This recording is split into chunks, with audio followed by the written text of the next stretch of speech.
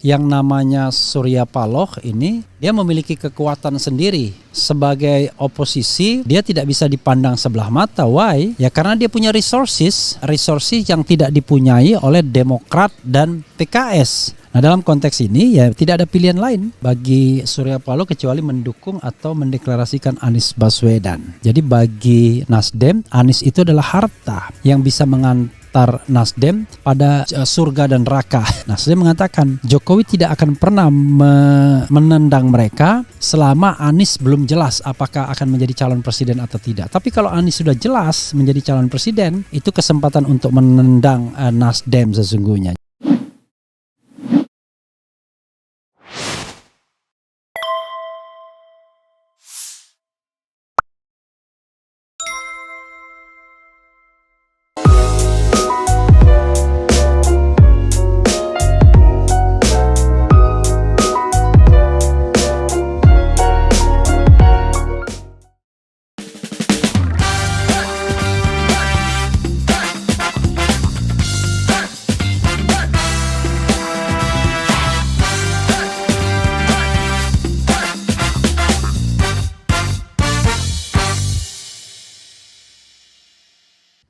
Assalamualaikum warahmatullahi wabarakatuh.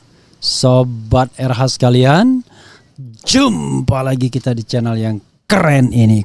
Keren cadas ya. Ini ada hal yang menarik ya Sobat RH sekalian, terkait dengan analisis dari dua pengamat. Satu Muslim Arbi dan kedua Deddy Kurniasyah. Jadi mereka mengatakan bahwa kalau pernyataan dari Muslim Arbi, Jokowi ketakutan jika Surya Paloh dan Nasdem jadi oposisi.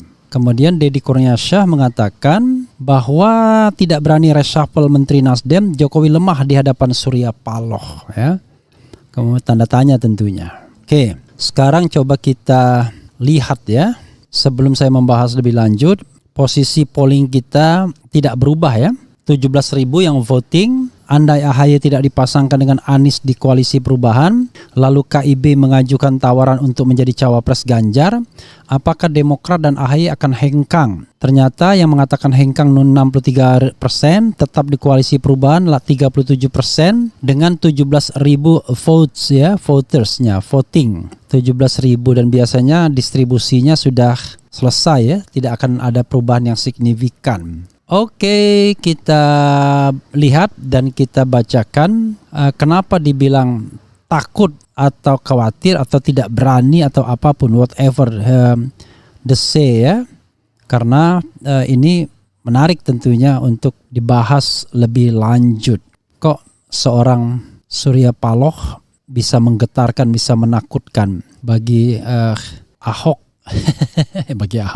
bagi Jokowi, bukan bagi Ahok ya, bagi Presiden Jokowi. Makanya kita lihat lagi ya. Oke, kita bacakan ya.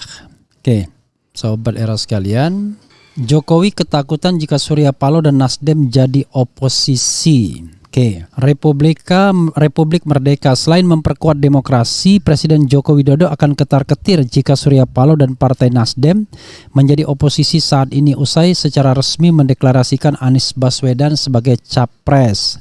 Direktur Gerakan Perubahan Muslim Arbi mengatakan, jika Surya Paloh dan Nasdem beroposisi, maka akan memperkuat demokrasi, hukum dan keadilan yang timpang selama ini. Anda percaya akan terjadi kontrol yang efektif di DPR maupun di media yang dimiliki oleh SP Surya Paloh, dan ini akan bikin Jokowi ketar-ketir. Media mainstream tidak lagi jadi setan bisu selama ini.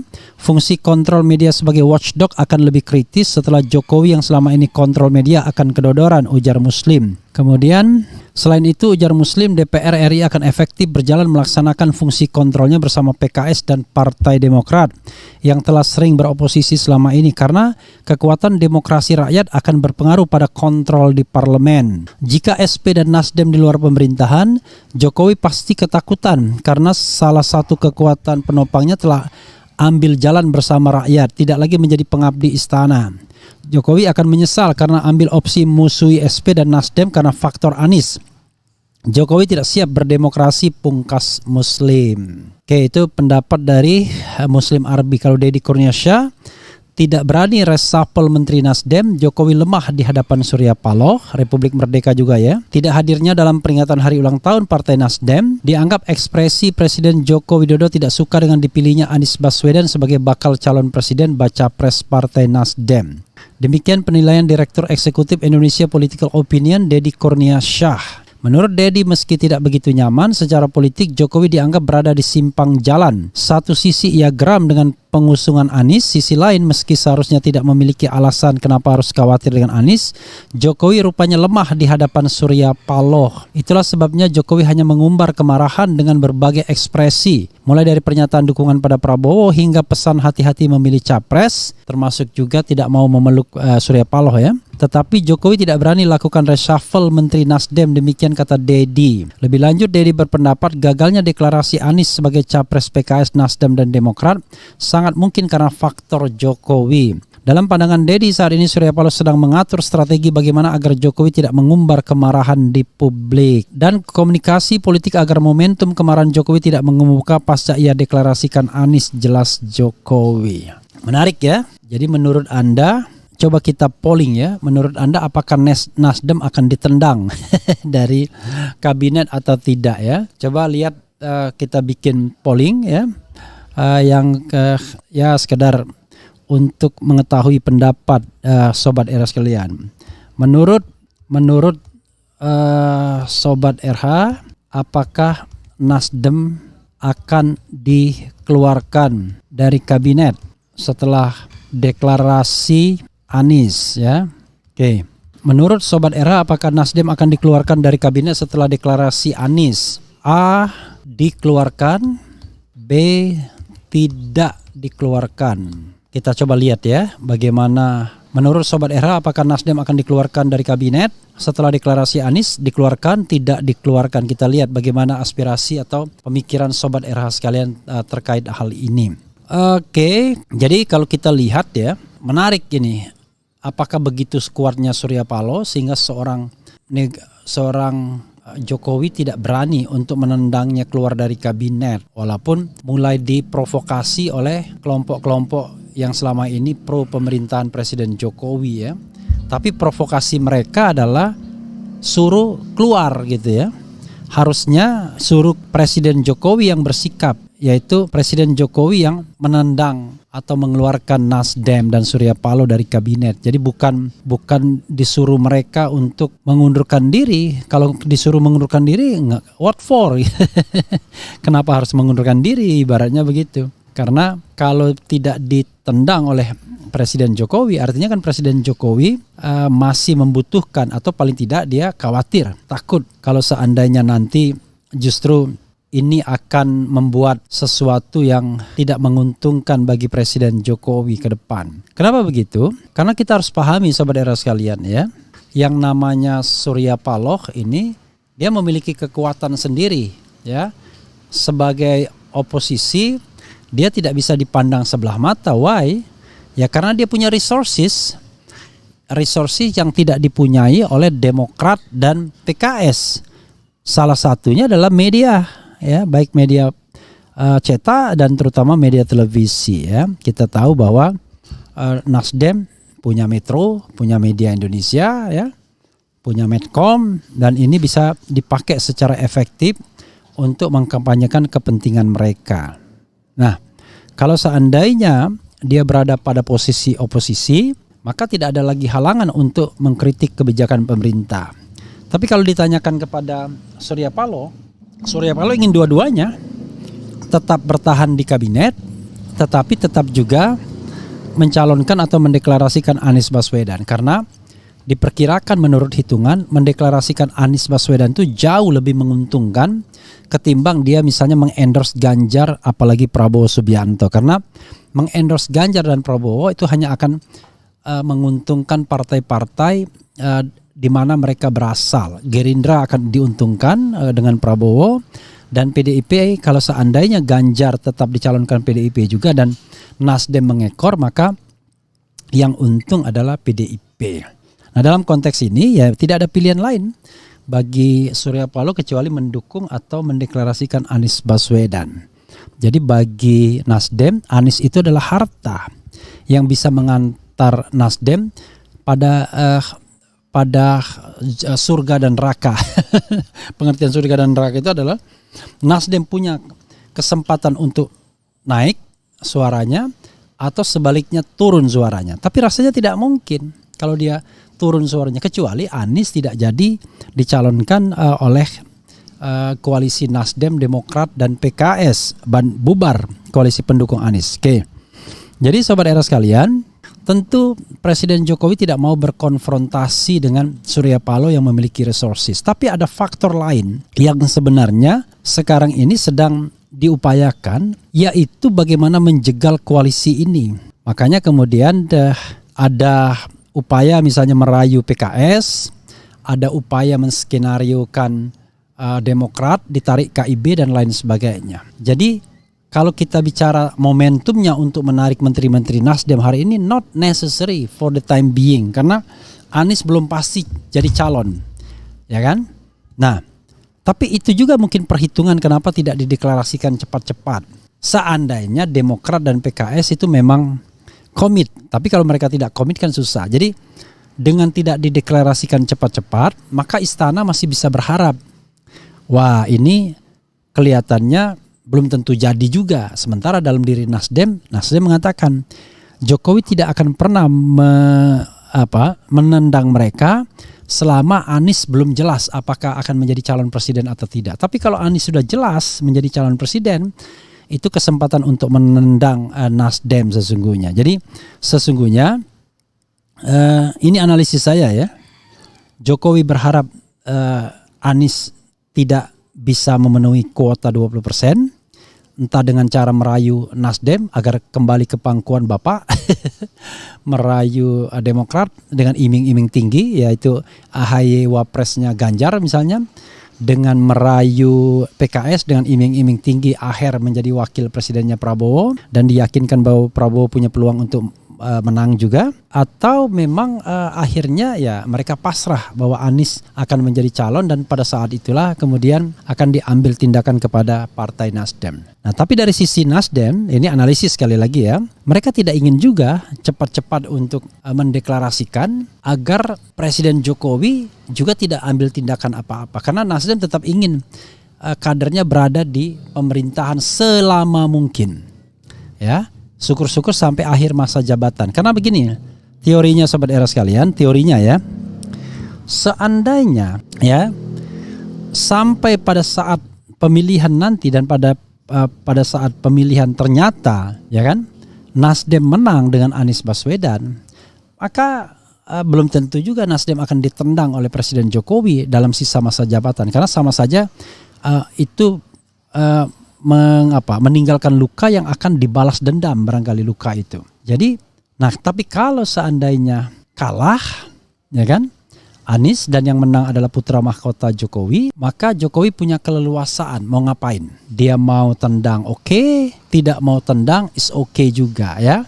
Jadi oke dan oke ya. Kalau dalam posisi menang tuh segalanya enak, tapi kalau dalam posisi kalah segalanya pasti tidak enak ya Sobat Era sekalian. Oh, coba kita bacakan komentar Sobat Era terkait dengan ini ya. Coba kita bacakan. Semut merah ya. Walaupun Anies jadi nyapres, Anies akan sangat berat jika berlawanan dengan Ganjar. Saya agak pesimistis Anies menang karena Ganjar didukung oleh incumbent yang punya kuasa atas BIN, TNI, Polri dan BUMN. Makanya kita mengharapkan Presiden Jokowi meninggalkan legacy yang baik. Ya, cuman untuk meninggalkan legacy yang baik ya Presiden Jokowi harus yakin bahwa tidak ada masalah bagi dirinya setelah 2024. Tapi kalau banyak masalah, apalagi masalah hukum, wah dia khawatir pastinya. Oke. Yang ketakutan itu Partai Nasdem, takut menterinya ditarik. Oke. Sebenarnya ngapain dia takut dan tidak takut toh? Yang penting kan kuasa Jokowi.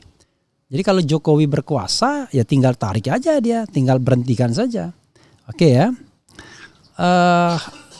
karena dalam hal ini yang dependent itu adalah Nasdem. Kan Jokowi kan punya kekuasaan, dia berhentikan aja menterinya, reshuffle, ya. Jadi mau takut nggak takut itu soal lain itu. Tetapi intinya adalah yang punya kekuasaan adalah Jokowi. Karena itu ukuran takut dan tidak takutnya di Jokowi, bukan di di Nasdem. Nasdem ukurannya pasrah dan tidak pasrah, kira-kira begitu.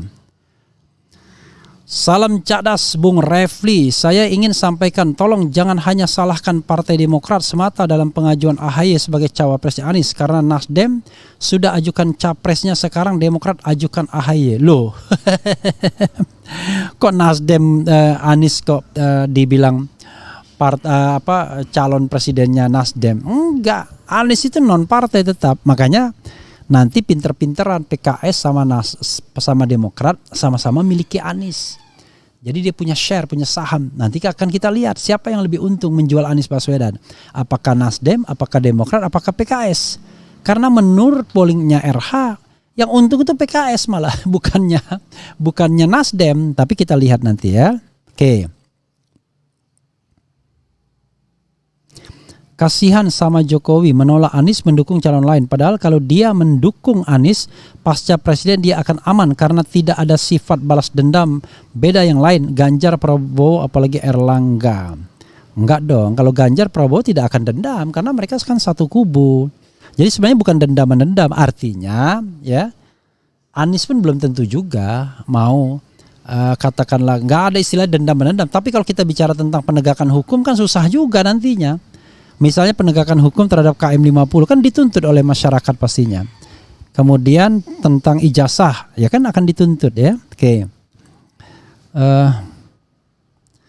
Lebih ketar-ketir P3 dan PAN keluar dari KIB dan Nasdem keluar kabinet dan jadi oposisi baru keren dan seimbang ya. Kalau P3 dan PAN apa yang bisa diharapkan ya?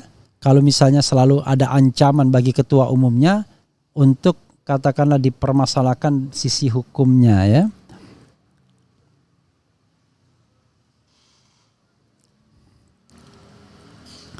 Untuk semua anak bangsa Indonesia janganlah berusaha untuk melakukan penggiringan opini. Bersainganlah dengan cara sehat karena tujuan kalian sama semua demi Indonesia dan demi rakyat Indonesia. Ya, imbauan yang baik ya. Tetapi kan itu apa istilahnya? Normatif ya, karena kalau when we take into action ya pasti ada perbedaan-perbedaan lah ya. Sama-sama mencintai Indonesia tapi caranya bisa beda-beda, pikirannya bisa beda-beda. Pak Jokowi harus legowo kalau Pak Jokowi memimpin Indonesia sangat baik. Kenapa takut? Tenang Pak Jokowi, rakyat sering berdoa supaya punya pemimpin yang baik. Insya Allah seperti Pak Anies. Oke ya. Rafli ya, wis ketar-ketir, makanya narasinya menyudutkan Jokowi. Nasdem 2024 tenggelam. Kalau saya ngapain ketar-ketir ya? Orang nggak punya kepentingan apa-apa. Kepentingan saya hanya melihat demokrasi itu berkembang secara baik ya. Jadi saya kalau ketar-ketir ya saya tidak mau mengkritik pemerintahan dong ya kan. Diam-diam saja menikmati jabatan di BUMN kan nggak begitu. Karena saya one thing for sure ya, frankly speaking, mengatakan pemerintahan ini lemah, tidak berhasil dalam 4 aspek yang seperti yang saya katakan kan, konstitusi, kemudian hak asasi, demokrasi dan pemberantasan korupsi. Jadi kurang apa lagi telanjangnya pernyataan saya ya. Kira-kira begitu. Karena itu saya berharap pemerintahan ke depan ya pemerintahan yang berhasil ke dalam 4 aspek itu selain aspek-aspek lainnya ya, seperti aspek ekonomi tentunya. Oke, jadi tidak ada ketar-ketirnya. Yang saya ketar-ketirkan adalah kalau negara ini kemudian menjadi hancur dan tidak maju. Itu yang sebagai warga negara kan kita merasa, waduh kok bisa begitu ya. Bangsa yang besar ini, the largest Muslim population kok menjadi bangsa yang paria. Nah, karena itu kita membutuhkan kepemimpinan yang kuat yang bisa membawa bangsa ini ke dalam kemakmuran dan kesejahteraan rakyatnya serta kecerdasan rakyatnya. Cina mampu itu dengan sistem otoriternya. Nah, kita dengan Pancasilanya harus lebih mampu dari itu. Nah, mudah-mudahan kita mendapatkan pemimpin yang betul-betul bisa menggerakkan energi rakyat untuk berbuat sebaik-baiknya. Itu ya, saudara sekalian. Jadi yang saya ketar-ketir itu adalah kalau negara ini hancur, negara ini tidak maju, negara ini menjadi terbelakang, negara ini demokrasinya menjadi regresif dan menjadi otoriter kembali. Itu yang dikhawatirkan, diketar-ketirkan, dikhawatirkan tepatnya. Tapi kalau negeri ini berkembang, negeri ini demokrasinya maju, negeri ini menghargai perbedaan pendapat, negeri ini sejahtera, di posisi manapun nggak ada masalah ya. Mau tidak dapat jabatan, oke, dapat jabatan juga nggak akan lari kita dari tanggung jawab dan lain sebagainya. Insya Allah begitu. Ya, oke, saudara sekalian, itu saja. Wassalamualaikum warahmatullahi wabarakatuh. Ciao.